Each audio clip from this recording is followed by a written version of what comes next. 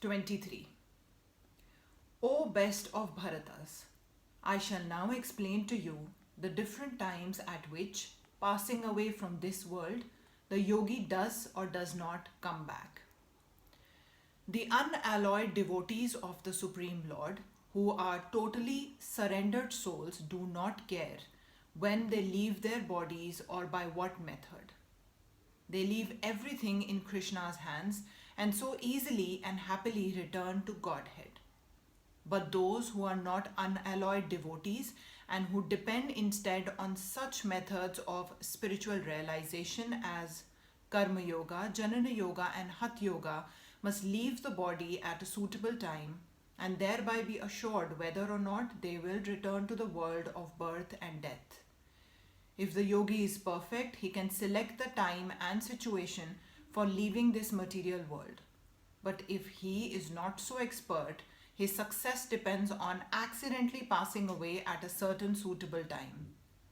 The suitable times at which one passes away and does not come back are explained by the Lord in the next verse. According to Acharya Baladeva Viday Bhushana, the Sanskrit word Kal used herein refers to the presiding deity of time. Text 24. Those who know the Supreme Brahman attain that Supreme by passing away from the world during the influence of the fairy god in the light at an auspicious moment of the day during the fortnight of the waxing moon or during the 6 months when the sun travels in the north. When fire, light, day, and the fortnight of the moon are mentioned, it is to be understood that over all of them there are various presiding deities who make arrangements for the passage of the soul.